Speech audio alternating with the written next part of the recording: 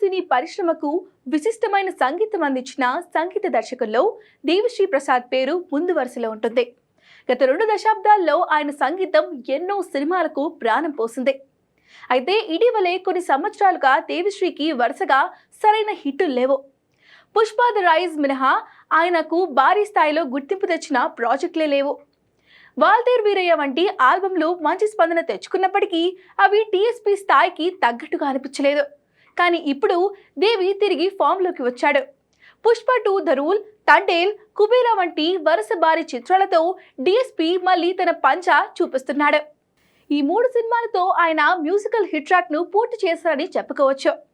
పుష్ప 2 పాటలు ఇప్పటికీ దేశవ్యాప్తంగా ట్రెండింగ్ లో కొనసాగుతుండగా ఈ సౌండ్ ట్రాక్ సినిమాపైనే హైప్ ను పెంచడంలో కీలక పాత్ర పోషించింది. తండేల్ పాటలు కూడా మంచి సక్సెస్ అయ్యాయి. తాజాగా విడుదలైన కుబేరా చిత్రానికి కూడా మంచి టాక్ తో పాటు దేవిశ్రీ సంగీతం ఎంతో బలాన్నిచ్చింది. ముఖ్యంగా ఎమోషనల్ బీజిఎంతో అదరగొట్టాడు దేవి. పాటలు తక్కువగా ఉన్నా సినిమా మూడ్ ను మలచడంలో ప్రధాన పాత్ర పోషించింది దేవి మ్యూజిక్. ఇకపై ఆయన నుంచి మరిన్ని అద్భుతమైన ఆల్బమ్ల కోసం ప్రేక్షకులు ఆశగా ఎదురు చూస్తున్నారు.